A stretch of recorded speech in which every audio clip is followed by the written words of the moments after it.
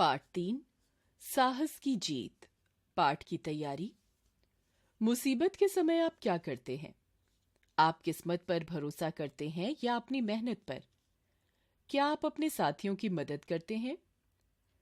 बात जापान देश की है। एक बार कोरिया ने जापान पर हमला कर दिया। कोरिया के सैनिकों की संख्या लाखों में थी, जबकि जापानी सैनिकों की संख्या मात्र हजारों में थी। इस कारण जापानी सैनिक हताश थे और कोरिया के सैनिकों से युद्ध करने के लिए तैयार नहीं थे। उनका मानना था कि युद्ध करने का अर्थ है जान से हाथ धोना, इसलिए वे आत्मसमर्पण करना चाहते थे। जापान का सेनापति साहसी था, वह बुद्धिमान भी था। वह हार मानने वाला कायर इंसान नहीं था। एक वीर योद्धा की तरह आत्मसमर्पण करना उसके लिए कायरता थी। सेनापति को अपने आप पर पूरा भरोसा था। उसने मन ही मन सोचा, यदि हम सभी पूरे जी जान से लड़े तो हमारी जीत होगी। वह सैनिकों में उत्साह भरने का उपाय सोचने लगा। अचानक उसके मन में एक विचार कौंधा। उसने सैनिकों से कहा, साथियों, हम युद्ध करेंगे, लेकिन उसके पहले हम अपने देवता से आशीर्वाद लेंगे। वह सैनिकों के साथ युद्ध भूमि के रास्ते में एक प्राचीन मंदिर के समीप रुका।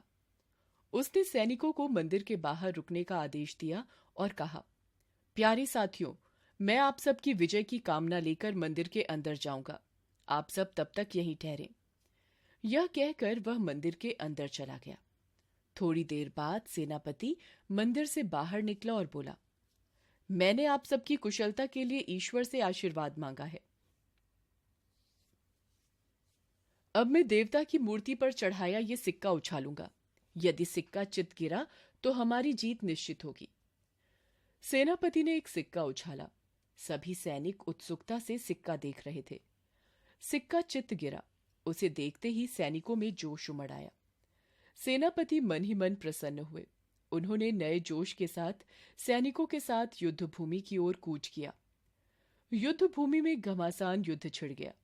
बहुत कम होने के बाद भी जापानी सैनिकों ने दुश्मनों को गाजर मूली की तरह काटना शुरू कर दिया।